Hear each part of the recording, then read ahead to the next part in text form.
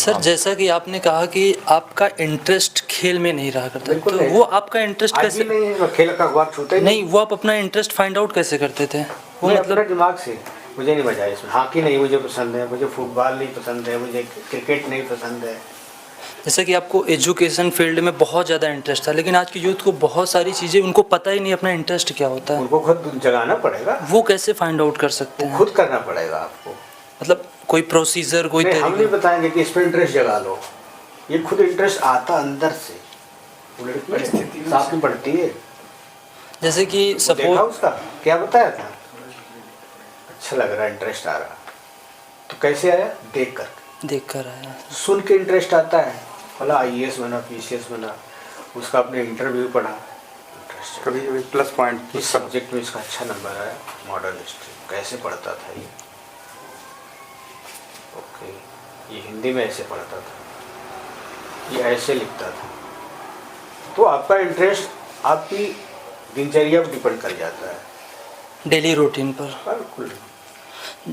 आज की रूटीन में ज़्यादातर बच्चे खेल में ज़्यादा याद रखते हैं, खेल का मुझे तो पसंद ही नहीं, क्रिकेट वगैरह तो मुझे नहीं पसंद है। इंडोर गेम फिर भी थोड़ा सा ज़्यादा है। हॉकी पसंद है और कुछ नहीं, ये बैडमिंटन और तो फलाना टेनिस वोनिस, ये जंपिंग और हाई बोट वोल्टेज सब तो है, ठीक है, कुछ मोटी मोटी बातें रखना चाहिए, बट बहुत ज़्यादा इंटरेस्ट सब था कि कैसे आएगा, तो इंटरेस्ट तो प्रेशर से आता है, प्रेशर से। प्लस पॉइंट भी जानने चाहिए। जैसे आपको जो विषय पढ़ते पढ़ते रुचिकर लग जाए वही आपका इंटरेस्ट है। इससे लॉजिक में आपको लॉजिक करने में अच्छा लगता है, रीजनिंग का जिसे कहते हैं, वो इंटरेस्ट हो गया। किसी को मैथ में बहुत अच्छा इंटरेस्ट लगता है, ईजी लगता है, किसी को हिस्ट्री में बहुत ईजी लगता है, और किसी को ज्योग्राफी में बड़ा इंटरेस्ट आता है। मैं मेरे घर में छोटा बच्चा ले आऊँगा आपसे, नेक्स्ट टाइम तीसरे में पढ़ता है, और ज्योग्राफी वाले कौन था इनमें? अमृत सागर का मतलब क्या है? दो बातें, मेरे सागर किसे कहते हैं, मेरे सागर का मतलब क्या है, बातें दोनों एक ही, कहने का तरीका अलग है। तो डेड सी क्या है? मरा हुआ सागर। तो सागर तो वो होता है जिसमें जल हो, पानी हो, मछली हो, तमाम तरह के जीव जंतु हो। तो ये मृत सागर क्या है? कभी सोचा आपने? नहीं सोचा। सबसे वो तो ठीक है, बट ज्योग्राफी में कभी पढ़ने जाओ, जो टीचर पढ़ाता है उससे पूछो साहब मृत सागर का मतलब क्या होता है?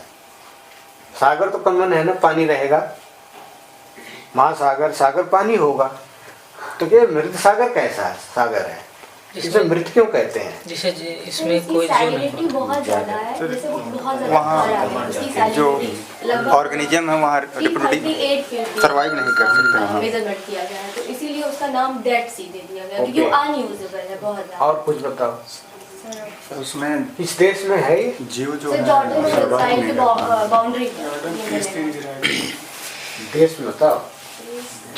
वेस्ट बैंक एरिया के पास है, शायद इजराइल, आई थिंक नाम है। नो, ये जॉर्डन में है, और वेस्ट साइड का जो इलाका है उसका बॉर्डर है ऐसे, ठीक है। जैसे मान लो ये ऐसे वेस्ट साइड है, और ये पूरा का पूरा आपका इजराइल है, ठीक है। और इधर क्या है? इधर जॉर्डन है, ये वाला हिस्सा, इसी से लगता हूँ, ऐसे मान लो ये जॉर्डन है, कि पूरा पूरा डेड सी जॉर्डन में आता है।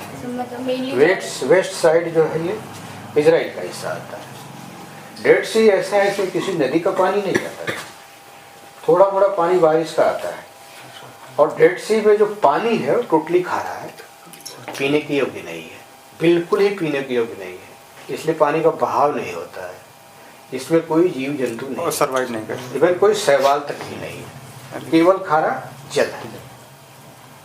अखारा जल है इसलिए कहते हैं मृत सागर है, इसलिए मृत सागर इसलिए कहते हैं कि इसमें कोई जीव जंतु जानवर सर्वाइव नहीं कर ही नहीं सकता है। ये है डेड सी। तो ये ज्योग्राफी वाले बच्चों को और बच्चों को जानना चाहिए कि मृत सागर कहते क्यों हैं इसको। कम जानते हैं, बस इतना जानते हैं मृत सागर फला स्थान पर है या फला देश में है।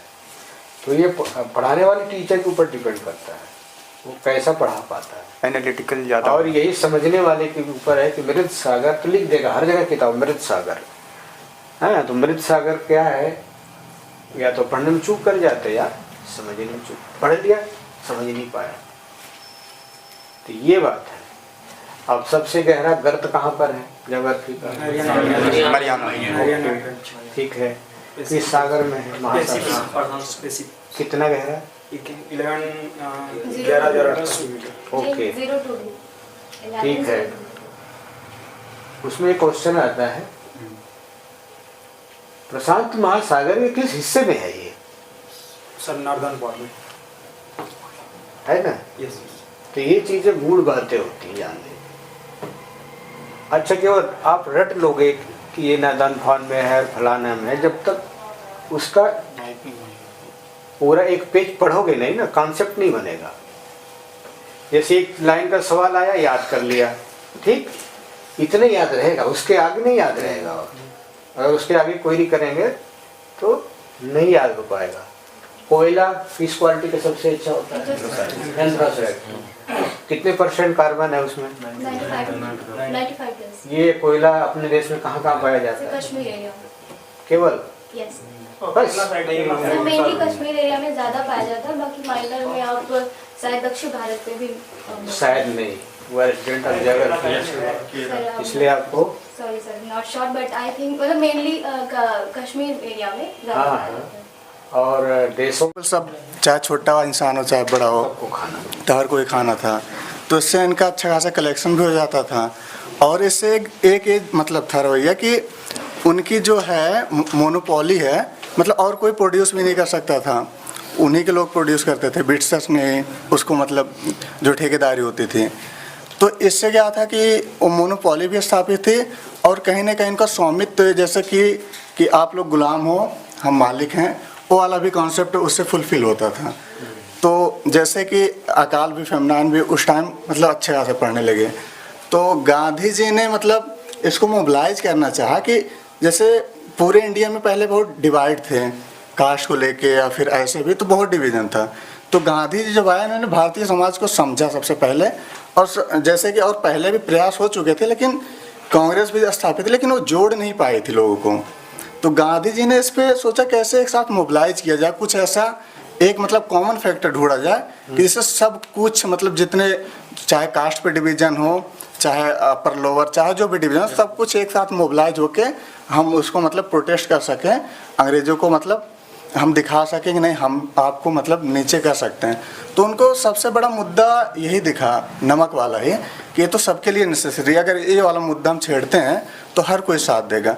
और ये हुआ भी सर कि उन्होंने जब मोबिलाइज किया तो हर कोई उनके साथ आ गया। चाहे अब तो स्टार्ट करो, क्या किया? यही 3 सवाल आते हैं। सर वहाँ से कोस्टल एरिया था, तो वहाँ से उन्होंने नमक उठाया और वहाँ से सविनय अवज्ञा आंदोलन का प्रारंभ किया। उठाया नहीं था, यहाँ मतलब नमक टैक्सेशन को हटाया, मतलब इन्होंने आह्वान किया कि आज से हम नमक पे कर नहीं बता रहे हैं। और यहीं से सविनय अवज्ञा आंदोलन को स्टार्ट किया। अब बता रहा हूँ, इन्होंने पानी लिया समुद्र से, उसको उबाला और नमक बनाया, ये हुआ उनके बनाए बने कानून को तोड़। ठीक, अब हम तुम्हारे कानून के आदेश को नहीं माने, इसे कहते हैं अवज्ञा। अवज्ञा मतलब किसी आदेश को न मानना। इन्होंने कहा हम तुम्हारे बने बनाए कानून के आदेश को नहीं मानते, नमक खुद बनाएंगे और खुद बेचेंगे, इसीलिए कहते हैं नमक कानून, नमक आंदोलन। ठीक है, तो ऐसा गांधी जी ने करके ये कहा, हम रिक्वेस्ट पूर्वक आपसे अनुरोध कर रहे थे कि आप मेरी बात मान जाओ, नहीं माने इसलिए हम आंदोलन शुरू कर दें। और आपने जितने कानून बनाए हैं इस टाइप के, हम सबकी अनदेखी करेंगे, नहीं मानेंगे, लेकिन उसके साथ शर्त होगी कि हम हिंसा नहीं करेंगे। ठीक है, तो पढ़ाई में ही अंतर हो जाता है।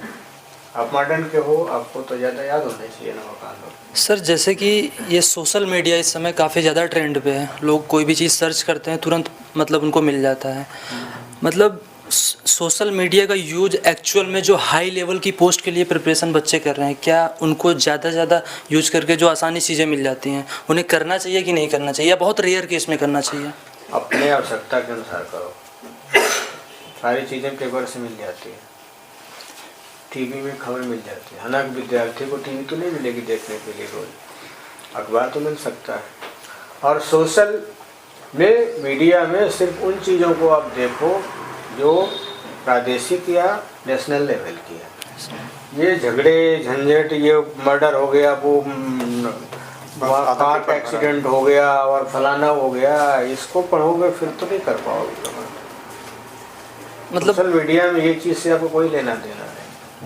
सोशल मीडिया में नेशनल लेवल की चीज़ हो या स्टेट लेवल की चीज़ हो तो आप पढ़ोगे। In case- मणिपुर की घटना आ रही तो उसको देख सकते हैं, और झांसी के उत्तर प्रदेश में मेडिकल कॉलेज में आग लगी, इसको आप पढ़ सकते हैं।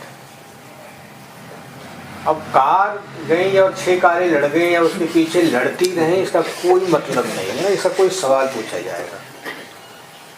ठीक है, ये नहीं कि वो शास्त्री ब्रिज पे गाड़ी में आग लग गई और जाम लग गई, कोई सवाल ही नहीं है। इससे कोई डिस्ट्रैक्शन हो मतलब ही सकता नहीं है, है, आपका समय बर्बाद हो रहा है। समय बर्बाद होगा। तो चीज़ें आपको स्टेट लेवल की हो चाहे नेशनल लेवल की हो, और ये लगातार छोटी खबरों से दूर रहो।